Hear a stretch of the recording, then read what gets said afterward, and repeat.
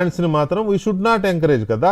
అది ఉందనేది ఒక అనుమానం. దాని మీద కూడా మాట్లాడదాం ఒక్క నిమిషం దయచేసి. రాకేష్ రెడ్డి గారు, రెండు విషయాలు ఇక్కడ. ఒకటి, బాహుబలి అని అనుకునే మోదీ గారు, ఎక్కడా తగ్గని మోదీ గారు ఈ విషయంలో ఎందుకు తగ్గారు అనేది ఒకటి. మీకున్న బీజేపీలో మీకున్న అనుబంధంతో చెప్పండి. రెండోది, వాట్ నెక్స్ట్, ఏం జరగబోతోంది? ఇప్పుడు ఈ అనుమానాలు చాలా మంది మీద ఉన్నాయి. ఎక్స్టర్నల్ ఫోర్సెస్ వచ్చినాయని, లేకపోతే విదేశీ కుట్ర ఉందని చాలా కొన్ని ఆధారాలు కూడా సేకరించారంటున్నారు కదా. నెక్స్ట్ ఏం జరగబోతా ఉంది? ఒకటండి, ఫస్ట్ మీరు చెప్పిన దాంట్లో ఏముందంటే, ఇప్పుడు సుజనా గారు చెప్పినట్లు ఇది అందరు కలలు కంటున్నట్టు నేపాల్ కాదు, శ్రీలంక కాదు. అది 100% మేము యాక్సెప్ట్ చేస్తున్నాం, దాంట్లో కానివ్వం కూడా. ఒకటి. రెండోది, Bharatiya Janata party first nation, second party, third self. Party సిద్ధాంతమే అది. ఫస్ట్ సెల్ఫ్ ఉంటుంది, చాలా పార్టీలలో ఫస్ట్ సెల్ఫ్ ఉంటుంది, మా పార్టీలో సెల్ఫ్ లాస్ట్ ఉంటుంది. ఇంకా రెండోది, ఈ విద్యార్థులకు నష్టం జరగకుండా, న్యాయపరం చిక్కులో చిక్కుకోకుండా. ఎందుకంటే విద్యార్థులు నిజంగా కూడా నిరసన తెలపచ్చు, కానీ మొత్తానికి నిరసన తెలపచ్చు, ఏమేమి ఉన్నదో ప్రభుత్వాన్ని యాంటీ స్లోగన్స్ ఇవ్వచ్చు, వాళ్ళకి కావాల్సిన న్యాయం గురించి అడగచ్చు. సమస్యల్లా దేశ వ్యక్తి, ఇప్పుడు సుజన గారు అన్నారు కంట్రీ ఇంటిగ్రేటెడ్ కాదు, అది ఎట్టి పరిస్థితి ఒప్పుకోరండి, ఎవరు కూడా ఒప్పుకోవద్దు. అది బీజేపీ కాదు, కాంగ్రెస్ కావచ్చు, మజ్లిస్ కావచ్చు, కమ్యూనిస్ట్ కావచ్చు. అక్కడ రకరకాల చర్యలు జరిగినాయి, పోలీసుల మీద దాడి కావచ్చు, ఇంకా రకరకాల అవన్నీ ఆఫ్ ద రికార్డ్ ఉన్నాయి. ఇప్పుడు వాళ్ళ పని చూస్తారు. ఇక ఇప్పుడు ఏమైతే విద్యార్థులకు ముందు ఫస్ట్ వాళ్ళ భవిష్యత్తు పాడు కావద్దు, వాళ్ళు అనవసరంగా ఇట్లాంటి చేతిలో వాళ్ళు చిక్కుకోకూడదు, వాళ్ళ జీవితాలు పాడు కావద్దు. మెయిన్ అదే మళ్ళీ. ఎందుకంటే ఇప్పుడు వీళ్ళు ఉధృతంగా ఉంటారండి, చిన్న టీనేజ్ పిల్లలు.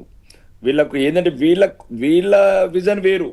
వాళ్ళకి ధర్మేంద్ర ప్రధానో లేకపోతే భవిష్యత్తులో ఇట్లా జరగద్దు, మేము ఇంత కష్టపడ్డాము, సంవత్సరం చదువుకొని వాళ్ళు ఎంతో కష్టపడతారండి. ఇప్పుడు వాళ్ళు అన్నట్లు నిజం ఉంది, డబ్బులున్న వాళ్ళు ఎట్లన్నా ఏమంటారు కొనుక్కుంటారా, డొనేషన్లు కడతారా, ప్రైవేట్ కాలేజ్ చదువుతారా, ఫారిన్లో చదువుతారా, కరెక్టే.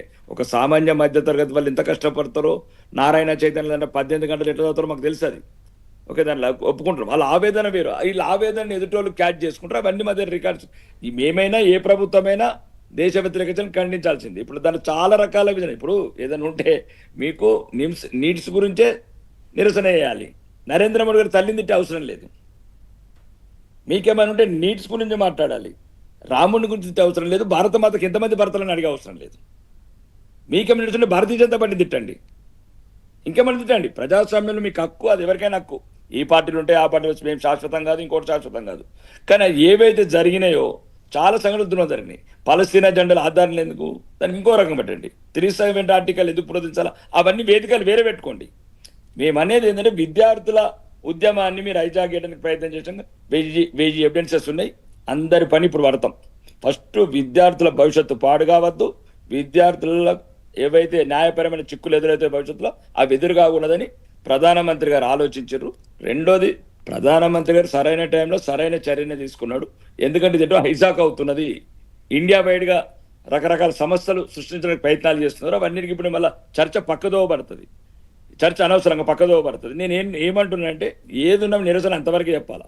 దేశ వ్యతిరేక నినాదాలు లేదు, ఇంకా ధర్మ వ్యతిరేక నినాదాలు, ఇది దేశానికి మంచిది కాదు. ఇంకొకటి, భవిష్యత్తులో ఇది ఏదైనా ఈ దేశానికి ఒక గుణపాఠం.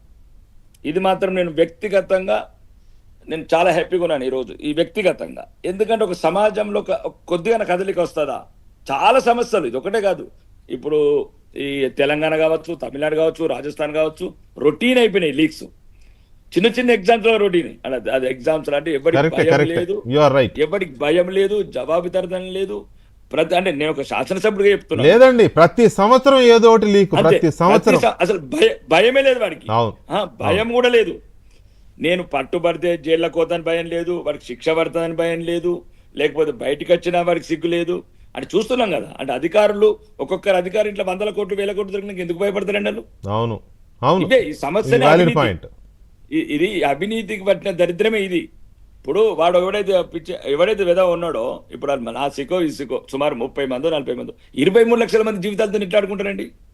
23 లక్షల మంది బిడ్డలు రాత్రింబగలు చదువుకొని ఎన్నో కష్టాలు పడి కింది స్థాయి కుటుంబాలకు వస్తారు.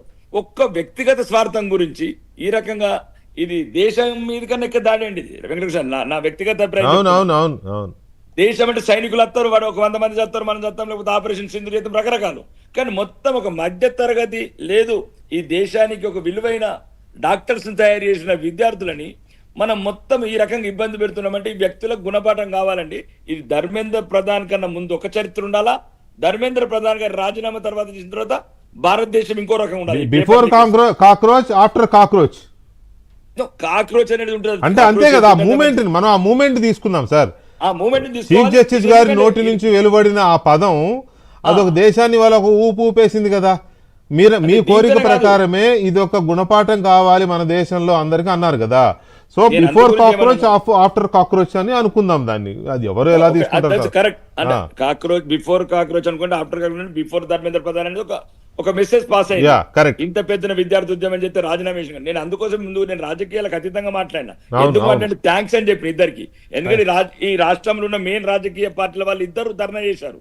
అవును. కాబట్టి ఇది రాష్ట్రంలో అయితే ముందు బాగుపడతాయని నేను అనుకుంటున్నా. ఈ దేశంలో కూడా మొత్తం ఇట్లాంటి లీకేజీలు ఉండకూడదని ఇక మీద వాళ్ళ హయాంలో జరగకుండా కూడా వాళ్ళు జాగ్రత్త పడాల్సిన అవసరం ఉంది. ఈ అనుభవంతో ఇవాళ సందు దొరికింది కదా అని ఏదో మాట్లాడేశారు కానీ గతం మర్చిపోయి సో ఇక ఏం జరగకుండా చూసుకోవాల్సిన బాధ్యత కూడా ఉందని అనుకుందాం. ఒక్క నిమిషము.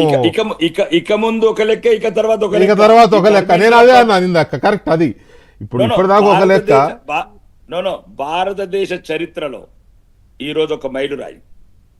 ఈ రోజు అంటే విద్యార్థుల విజయం పట్ల కావచ్చు, ప్రజాస్వామ్య విలువల పట్ల కారణం ఏదైనా రెండు ముఖాలు చూశారు. ఈ ఉద్యమంలో భారతదేశ ప్రజలు కూడా రెండు చూశారు. అసలు విద్యార్థుల ఉద్యమంలో భారత మాతకు భర్తలు ఎందుకు అడుగుడు, రెండోది మోడీ తల్లిని ఎందుకు తిట్టుడు, యాంటీ ఇండియన్ స్లోగన్స్ తీసుకుంటూ అదొకటి తెలిసింది. అంటే విద్యార్థులని ముసుగేసుకొని ఈ రకంగా దేశ వ్యతిరేక చర్యలకు పాల్గొంటున్నారని. నో డౌట్ అందులో డౌటే లేదు కానీ అది రెండు తెలిసినాయి. ఏదైనా ఒకటండి, ఏదైనా ఒక న్యాయపరమైన డిమాండ్ని ప్రజాస్వామ్యంలో నిరసనతోనే తెలపాలి. ఇంకొక విధానం లేదు. ఆయుధాలు పట్టలేము, అరాచకాలు చేయలేము. ఇది విద్యార్థుల సమస్య. కాబట్టి నేనేమంటున్నాను, ఈ ధర్మేంద్ర ప్రధాన్ రాజీనామా దేశంలో ప్రకంపనలు సృష్టిస్తుంది భవిష్యత్తులో. మీరు చూడండి, ఏ రాజకీయ నాయకుడు కూడా మాట్లాడడానికి వీల్లేదు. రెండోది అన్నిటికన్నా ముఖ్యం, ఓకే రాజకీయాలు పక్కన పెట్టండి, ఇలా మేము ఉంటాము, ఇంకొకటి ఉంటుంది, ఇంకో పార్టీ ఉంటుంది, కానీ బిడ్డల భవిష్యత్తు ఒక టెన్షన్ లేకుండా చదువుకుంటారు. ఎప్పుడు మేము చూస్తాం కదా, తెలంగాణలో ఎంతో మంది స్టూడెంట్స్ యూనియన్ వస్తారు, అన్న ఎప్పుడు పేపర్ లీక్ అవుతుంది చదవనిపిస్తుంది అంటారు. వాడు చదివి సంవత్సరం కష్టపడి కాదు, ఒక చిన్న పేపర్ లీక్ వల్ల వీడు 1 year టైం వేస్ట్ అవుతుంది. కాదు ఒక జోక్ ఉంది మన దగ్గర తెలంగాణలో. ఎగ్జామ్ రాసి వచ్చినాక ఇంటికి వచ్చినాక ఎట్లా ఎగ్జామ్ ఎట్లా రాసినవారు అంటే ఎట్లా రాస్తే ఉన్నది లీక్ అయ్యేదే కదా అనే ఒక జోక్ అయిపోయింది ఇక్కడ. అన్ఫార్చునేట్లీ యువతని నిర్వీర్యం చేసి అది మా పేపర్ లీక్ అంటే ఇదొకటి, దీని తర్వాత నకిలీ విత్తనాలు రెండేనండి దేశంలో ప్రధానంగా ఉన్న